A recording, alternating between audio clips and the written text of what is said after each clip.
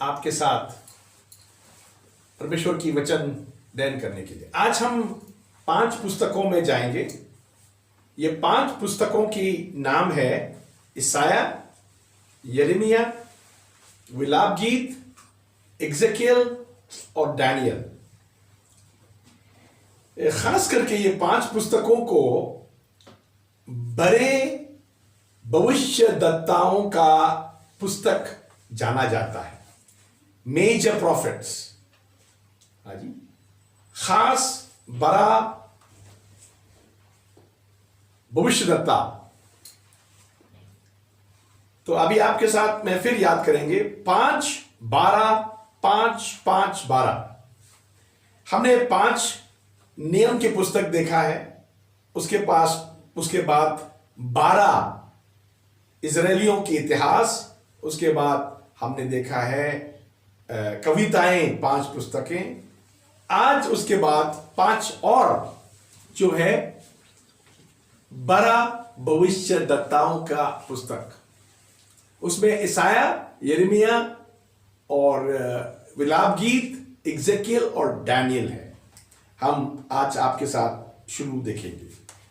ये यशायाह जो है वो बहुत माना हुआ प्रॉफिट है। यीशु मसीह ने भी उसको कोट किया, काफी लोगों ने उसको कोट किया। बाइबल में उसकी कोटेशन नया नियम में भी हम काफी बार देखते हैं।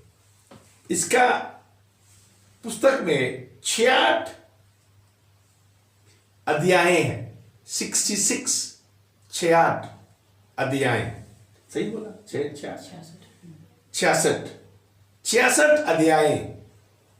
ये ऐसा लगता है पूरा बाइबल में 66 पुस्तकें हैं, यशायाह में 66 अध्याय हैं। अध्याय 66 है तो आयत कितना है? 1292 आयतें हैं। 1292 आयतें हैं। अभी यशायाह जो है यीशु मसीह की जन्म के बारे में और यीशु मसीह की मौत के बारे में, काफी यीशु मसीह के बारे में भी काफी बार लिखा हुआ है। हम देखेंगे आपके साथ 7 अध्याय की 14 आयत। यशायाह 7 अध्याय की 14 आयत।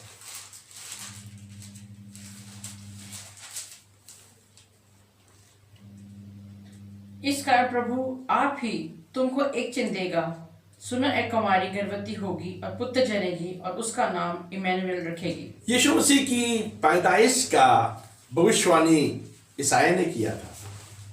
उसके बाद हम 9 अध्याय की 6 आयत पढ़ेंगे। यीशु मसीह के बारे में क्या लिखा है?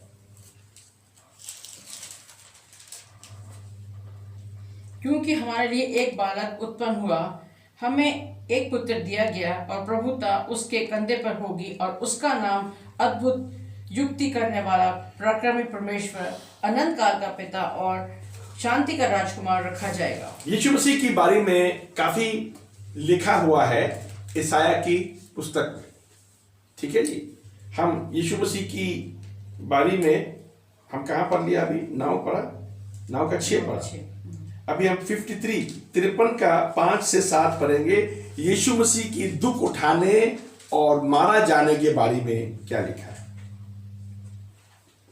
परंतु वो हमारे ही अपराधों के कारण घायल किया गया, वो हमारे अपराधों के कामों के हेतु कुचला गया, हमारी शांति के लिए उस पर ताड़ना पड़ी कि उसके कोड़े खाने से हम चंगे हो जाएं। हाँ जी। तो यीशु मसीह हमारे लिए दुख उठाना, तकलीफ उठाना, उसके बारे में भी यशायाह में हम देख सकता है। अच्छा, यशायाह में हम और भी देखता है। यशायाह की 14 अध्याय आपके साथ, यशायाह की 14 अध्याय 12 से 15 हम लूसीफर के बारे में भी देखता है, शैतान के बारे में भी देखता है। यहां देखेंगे। हे भोर के चमकने वाले तारे, तू क्यों कर आकाश से गिर पड़ा? तू जो जाति को हरा देता था, तू अब कैसे कट कर भूमि पर गिराया गया है। तू मन में कहता तो था कि मैं स्वर्ग पर चढ़ूंगा, मैं अपने सिंहासन को परमेश्वर के तारागण से अधिक ऊंचा करूंगा और उस दिशा की ओर पर सभा के पर्वत पर विराजूंगा। मैं मेघों से भी ऊंचे ऊंचे स्थानों के ऊपर चढ़ूंगा। मैं परम प्रधान के तुल्य हो जाऊंगा, परंतु तू अधोलोक में उस गड्ढे की तह तक उतर जाएगा। ये शैतान लूसीफर के बारे में, उसके गिरने के बारे में, उसके घमंड के बारे में यह हम देख सकता है। ईसाया की 1 अध्याय 18 आयत में यहां बहुत अच्छा आयत है। ये लोगों को मन फिराने के लिए, पछताप करने के लिए एक परमेश्वर की निमंत्रण, इनविटेशन देता है। निमंत्रण, हाँ, पढ़िए 1 का 18। यहोवा कहता है, आओ हम आपस में वाद विवाद करें। तुम्हारे पाप चाहे लाल रंग के हों तो भी वे हिम की नाई उजले हो जाएंगे, और चाहे अर्गवानी रंग के हों तो भी वे ऊन के समान श्वेत हो जाएंगे।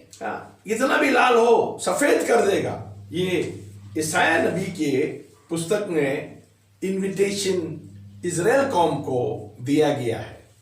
उनके पापों से शुद्ध करने के लिए परमेश्वर की प्लान था, मगर इजराइल ने जब मसीहा यीशु मसीह आया था तो उसको इनकार किया। इसकी वजह से उनके हालात ऐसे ही का ऐसे ही था। अभी हम यिर्मयाह देखेंगे। दूसरा पुस्तक है यिर्मयाह।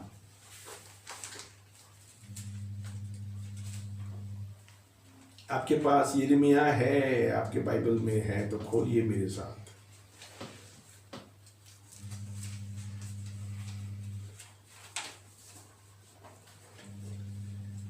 यिर्मयाह जो है 24वीं किताब है बाइबल में। अच्छा, इसका 52 चैप्टर्स, 52 क्या बोलता है? 52 अध्याय हैं।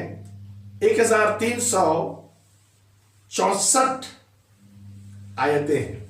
1364 आयतें हैं। आपके साथ हम देखना चाहेंगे। यिर्मयाह जो है, इसको मशहूरी है रोने वाला भविष्यद्वक्ता, वीपिंग प्रॉफिट। रो रो के लोगों को वो देता था, निमंत्रण देता था, आ जाओ प्रभु के पास, लौट के आओ, लौट के आओ, लौट के आओ। क्योंकि यिर्मयाह जो था, बाबुलोन की जो बंधुआ में जब जाने का टाइम की प्रॉफिट थे। इनको बोला लौट के आओ, वापस लौट के आओ, प्रभु चाहता है लौट के आओ। हम यह देखता है यिर्मयाह 1 का 8 में परमेश्वर क्या कहता है यिर्मयाह के द्वारा इस्राएल कौम को। तू उनके मुंह को देखकर मत डर, क्योंकि तू चढ़ाने के लिए मैं तेरे साथ हूँ। यहोवा की यही वाणी है। हाँ, यहोवा बोलता है उनको मत डर, मुझे डर, मुझे देख, मैं बचाने वाला हूं। 7 का 23।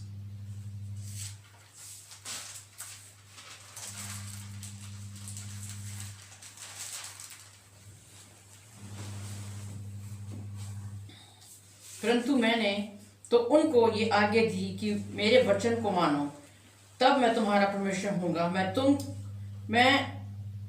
तुम मेरी प्रजा ठहरोगे, और जिस मार्ग में मैं तुम्हें आज्ञा दूं उसी में चलो, तब तुम्हारा भला होगा।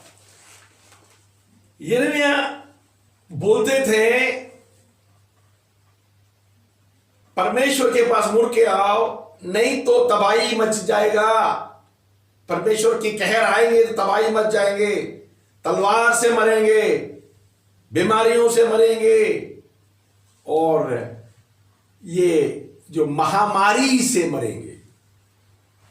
तो वहां के राजा के बच्चे और उसके ऑफिसर्स बड़ा गुस्सा होता था। यिर्मयाह को पकड़ के कुएं में डाल दिया। हम पढ़ेंगे 38 अध्याय, यिर्मयाह की 38 अध्याय।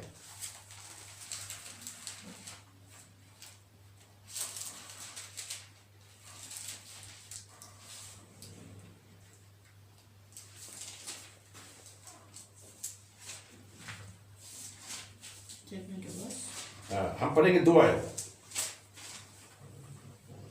कि यहोवा यूं कहता है कि जो कोई इस नगर में रहेगा वो तलवार महंगी और मरी से मरेगा, परंतु जो कोई कसदियों के पास निकल भागे वो अपना प्राण बचाकर जीवित रहेगा। या परमेश्वर बताता है।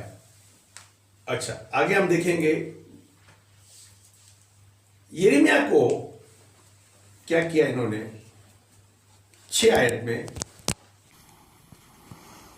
तब उन्होंने यिर्मयाह को लेकर राजपुत्र मल्किय्याह के उस घड़े में जो पहरे के आंगन में था रस्सियों से उतार कर डाल दिया, और उस घड़े में पानी नहीं केवल दलदल था, और यिर्मयाह कीचड़ में धंस गया। वहां पानी नहीं, दलदल था कुएं में, और यिर्मयाह उस कुएं में डूबने लगा। अभी दलदल में डूबेंगे तो मर जाएंगे। अभी एक इथियोपिया की एक कर्मचारी, राजा की कर्मचारी जो इथियोपिया गया था, उसने देखा। 7 आयत हम पढ़ेंगे। उस समय राजा बिन्यामीन के फाटक के पास बैठा था। सो जब एबेद-मेलेक कुश ने जो राजभवन में एक खोजी था सुना, खोजी ये इथियोपियन था, हाँ जी, कि उन्होंने यिर्मयाह को घड़े में डाल दिया है, हनन तब एबीमेलेक राजभवन से निकलकर राजा से कहने लगा, हाँ आगे पढ़ो। हे मेरे स्वामी, हे राजा, उन लोगों ने यिर्मयाह भविष्यवक्ता से जो कुछ किया है वो बुरा है, क्योंकि उन्होंने उसको घड़े में डाल दिया है। वहां वो भूख से मर जाएगा, क्योंकि नगर में कुछ रोटी नहीं रही है। आगे भी पढ़िए। तब राजा ने एबेद-मेलेक कुश को ये आज्ञा दी कि यहाँ से 30 पुरुष साथ ले जाकर यिर्मयाह भविष्यवक्ता को मरने से पहले घड़े में से निकाल। सो एबेद-मेलेक इतने पुरुषों के साथ हालेलुया लेकर राजभवन के भंडार के तल घर में गया, और वहां से फटे पुराने कपड़े और 30 लोगों को राजा ने भेजा उसके साथ यिर्मयाह को कुएं से निकालने के लिए, और कुआं से निकाला गया था।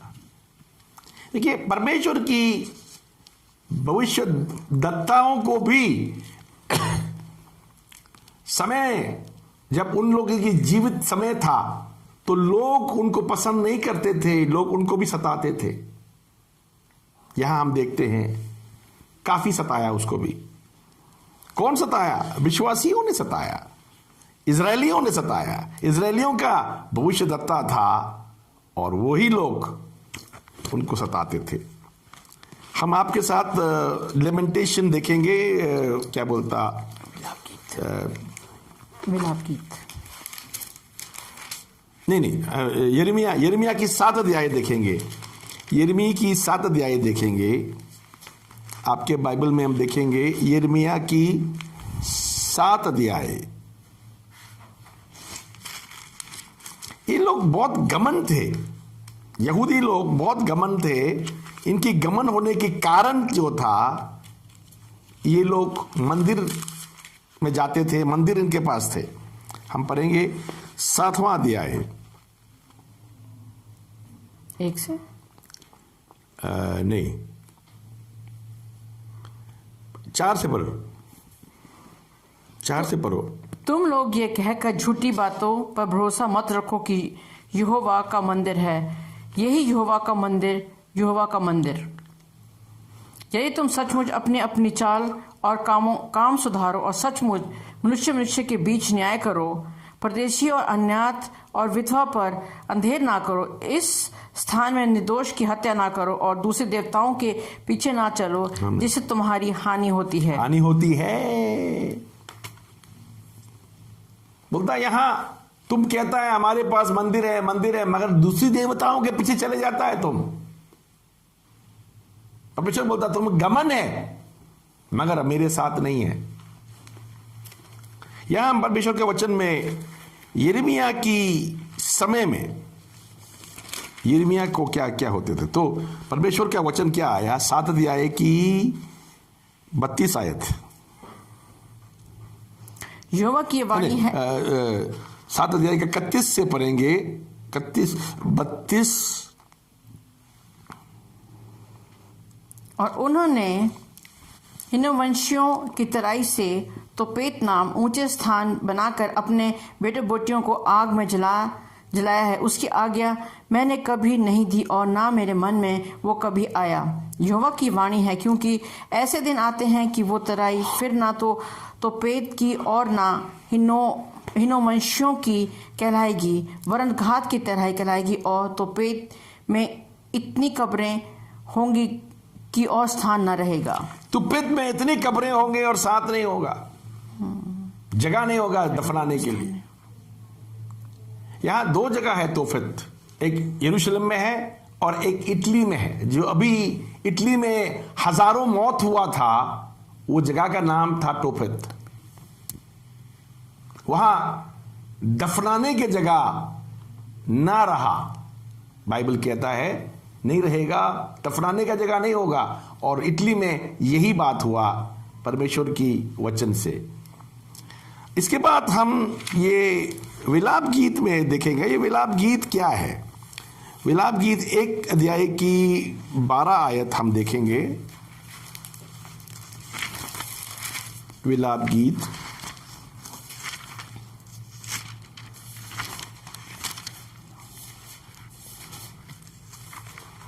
हे सब बटोइयों, क्या तुम्हें इस बात की कुछ भी चिंता नहीं?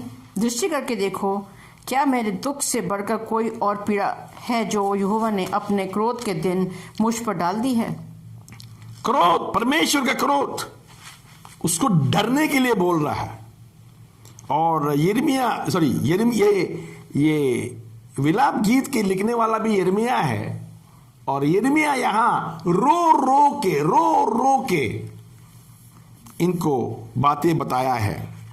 यहां यिर्मयाह की रोने की प्रचार विलाप गीत कहता है। अभी हम देखेंगे इसके बाद दूसरा पुस्तक जिसके नाम एग्जेकियल है। अभी मैं माफी चाहता हूं। ये विलाप गीत में सिर्फ 5 अध्याय हैं, ठीक है। अभी एग्जेकियल में 48 अध्याय हैं। एग्जेकियल में हम एग्जेकियल का आपके साथ देखेंगे। एग्जेकियल में 48 अध्याय हैं। विलाप गीत में हमने देखा सिर्फ 5 अध्याय हैं, 154 आयतें हैं, 154 आयतें हैं। मगर एग्जेकियल में हम देख रहा है, एग्जेकियल में 48 अध्यायां हैं। एग्जेकियल एक मामूली सा आदमी था। वो ना नबी था ना एक मामूली सी आदमी था।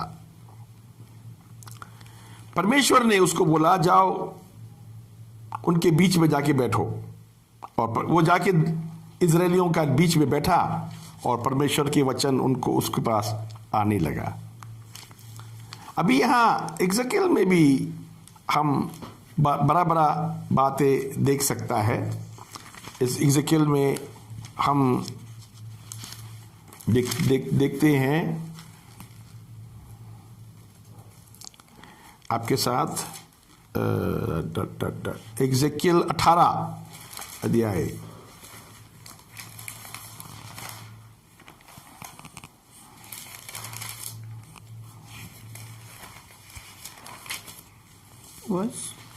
उसका 20 आयत।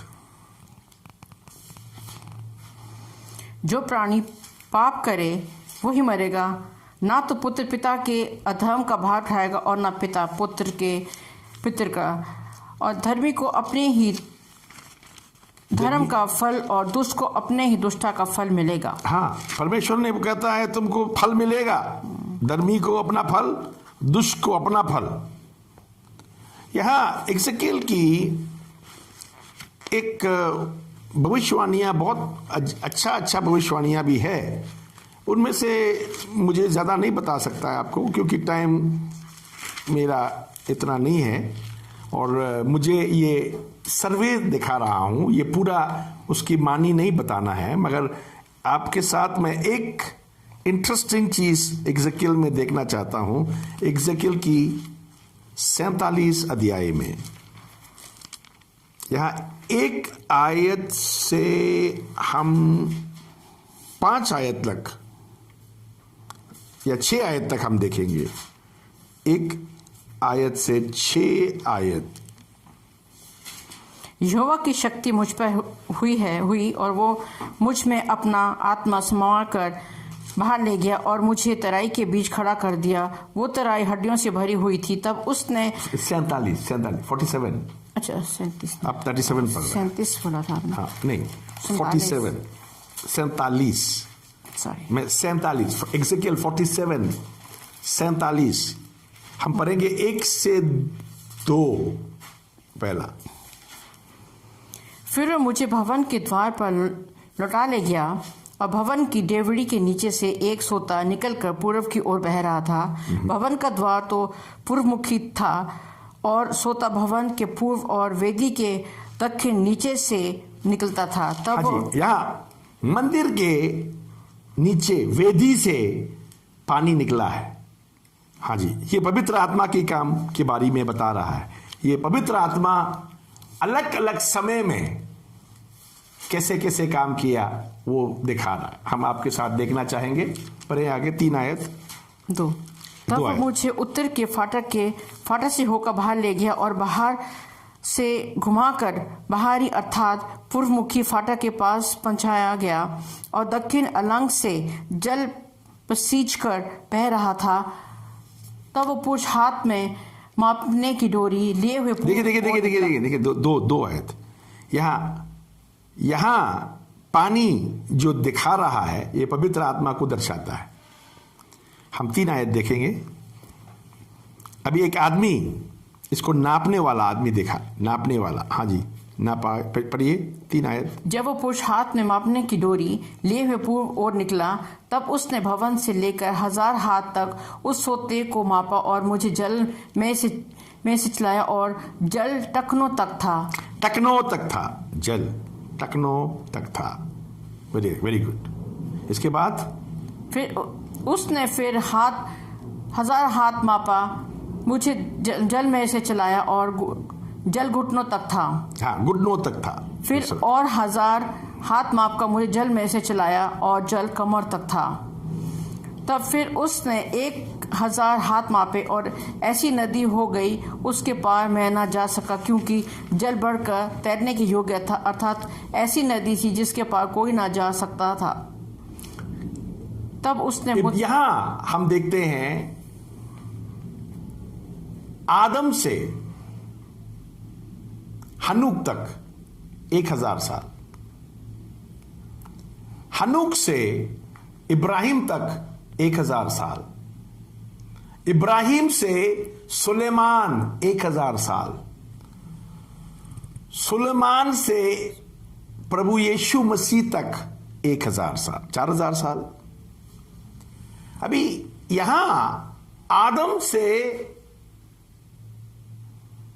हनूक तक उस समय पवित्र आत्मा का काम के गहराई जो है टखनों तक था।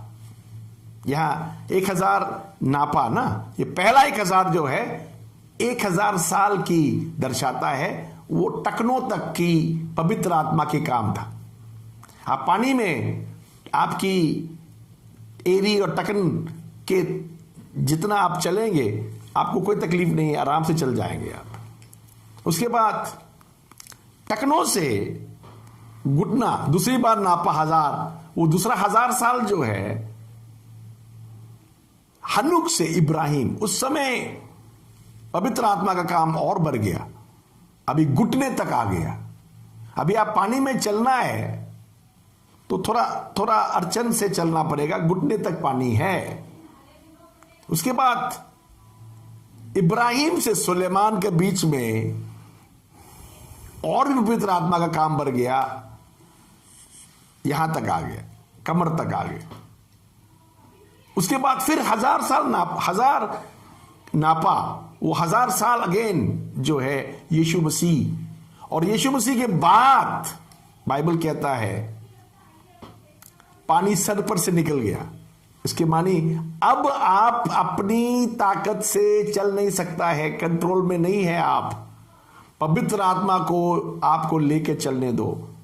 पानी आपके सर के ऊपर से जा रहा है, इसीलिए आप पैर से उछल के पानी में अपने आप को तैरना जरूरत है, नहीं तो आप डूब मरेंगे।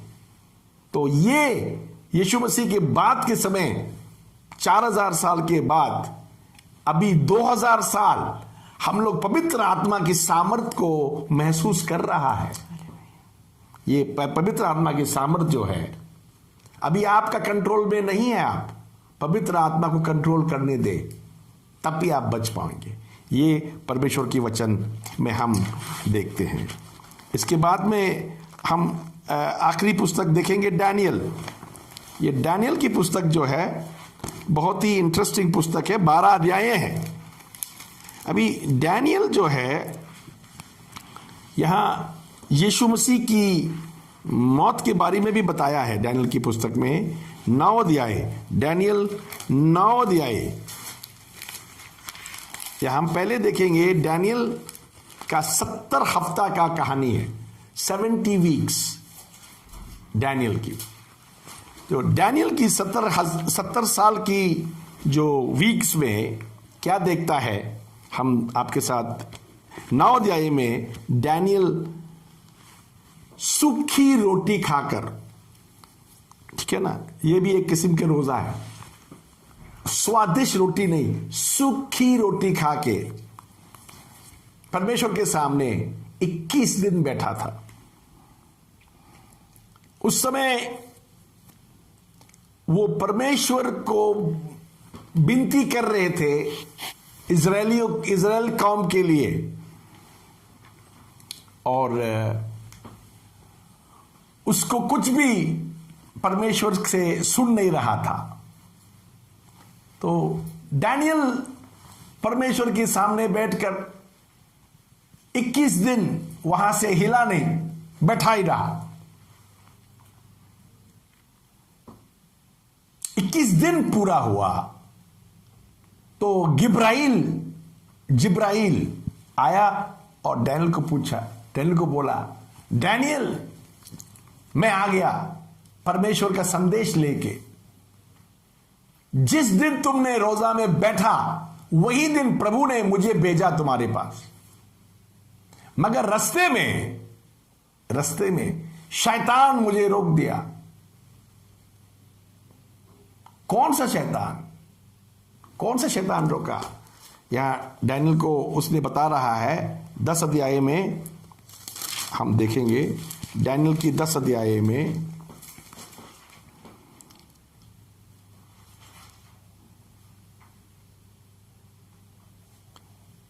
हम पढ़ेंगे, 2 आयत से पढ़ेंगे, 2-3। उन दिनों में दानियल 3 सप्ताह तक शो करता रहा। उन 3 सप्ताह के पूरे होने तक मैंने ना तो स्वादिष्ट भोजन किया और ना मांस व दाखमधु अपने मुंह में रखा और ना अपनी देह में कुछ भी तेल लगाया। हाँ, 10 आयत। फिर किसी ने अपने हाथ से मेरी देह को छुआ और मुझे उठाकर घुटनों और हथेलियों के बल थरथराते हुए बैठा दिया। 11 भी।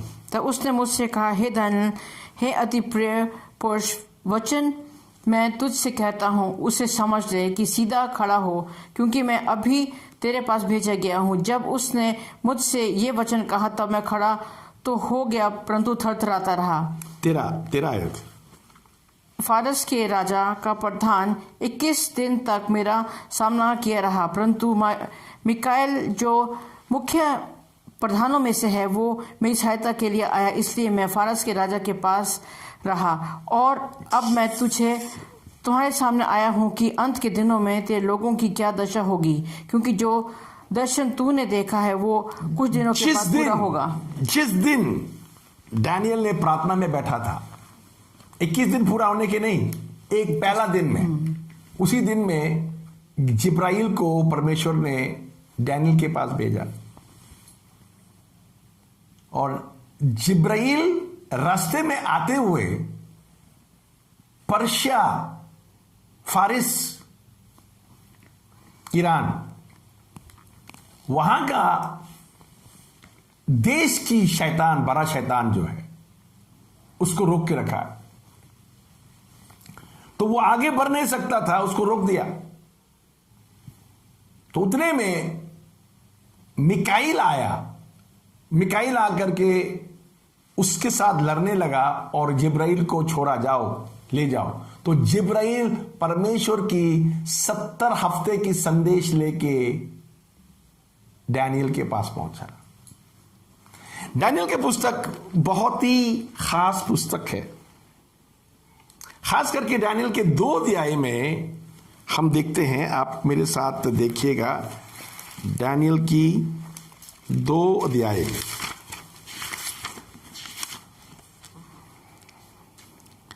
डैनियल की 2 अध्याय में यहां हम क्या देखता है, आपके साथ एक मूर्ति देखता है। ठीक है, आप मेरे साथ देखिए डैनियल की 2 अध्याय।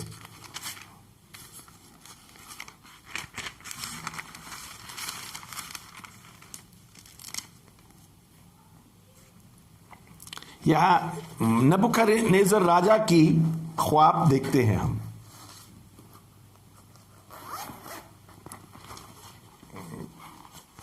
या आपके साथ मैं कुछ देखना चाहूंगा।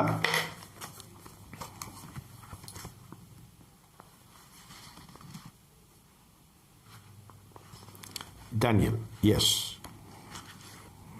अभी यहां 2 अध्याय में हम देखता है उसका सर सोना है। ठीक है, आप मेरे साथ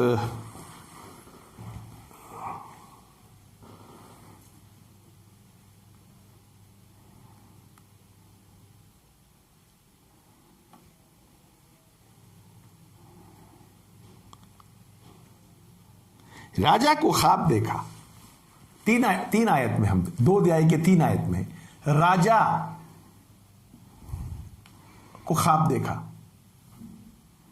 वो बाबुलोन के राजा ख्वाब देखने के बाद उसकी हालत खराब था, क्योंकि उसको रात को ख्वाब देखने के बाद बेचैनी में था वो। पढ़ेगा 3 आयत पढ़े। तब राजा ने उससे कहा, मैंने एक सपना देखा है और मेरा मन व्याकुल है कि सपने को कैसे समझूं।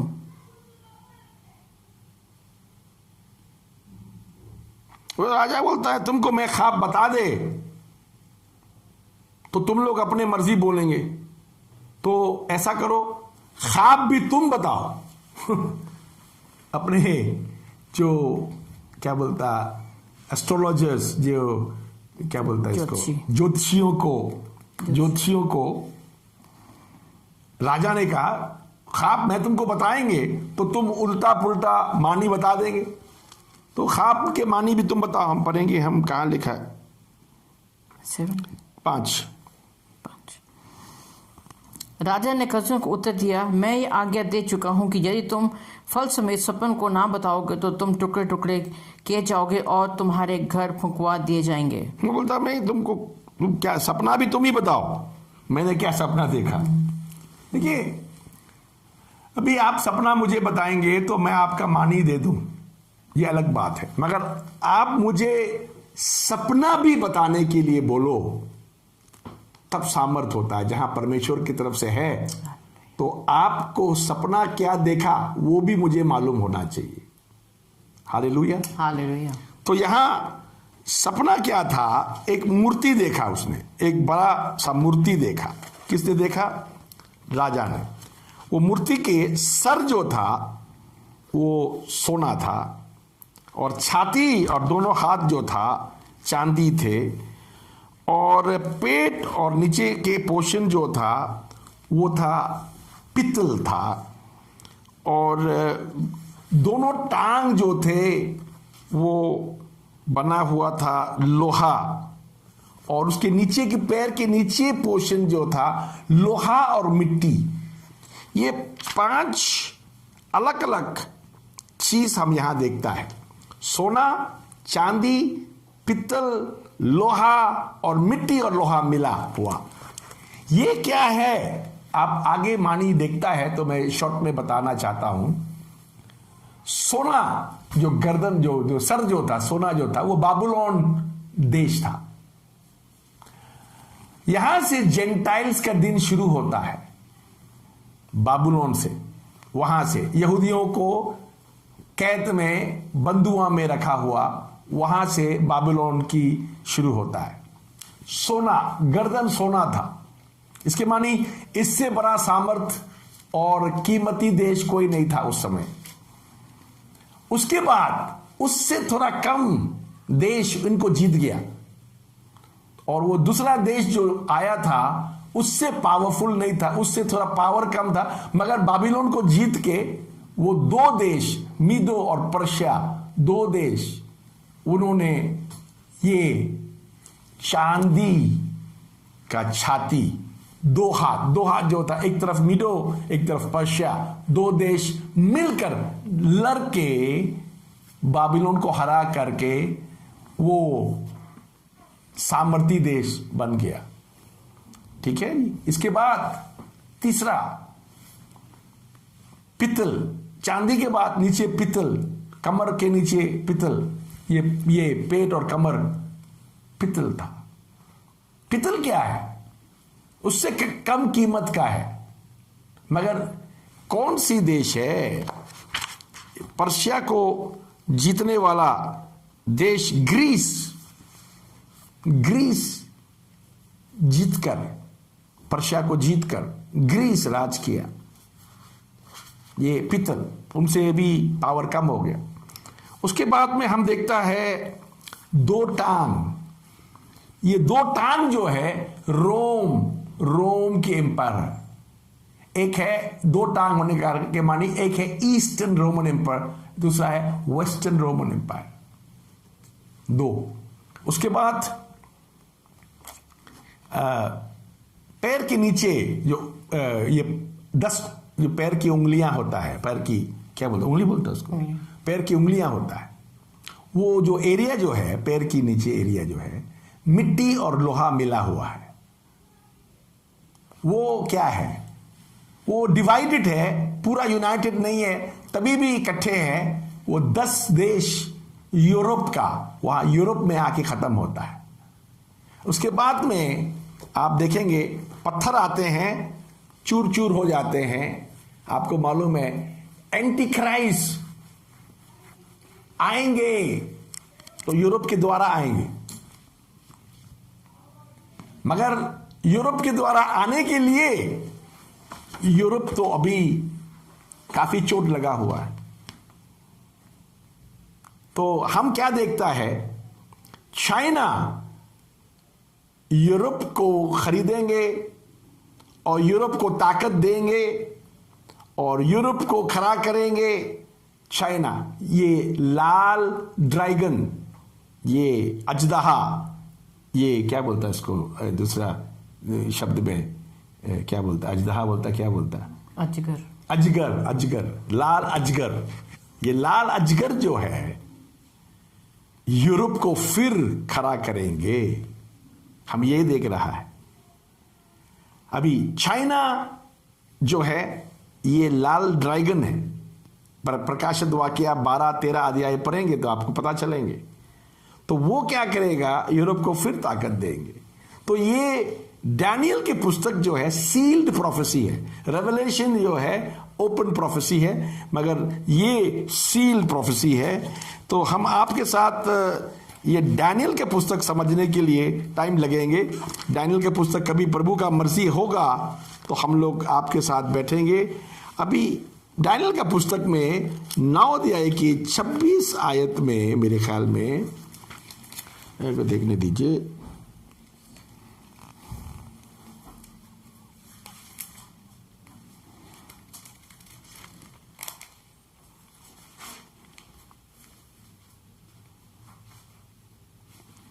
छब्बीस आयत, हाँ जी पढ़ेंगे। और उन 62 सप्ताहों के बीतने पर अभिषेक पुरुष काटा जाएगा और उसके हाथ कुछ न लगेगा, और आने वाले प्रधान अभिषेक पुरुष जो है, अभिषेक जो है क्रिस्त मसीहा मारा जाएगा। यीशु मसीह की मारा जाने के बारे में भी 9 अध्याय की 26 आयत में वो पहला से प्रोफेसाई किया हुआ हम देखते हैं।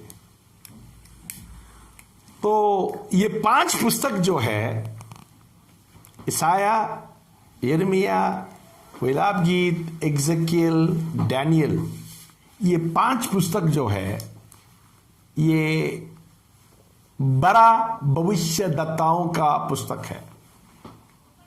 उसके बाद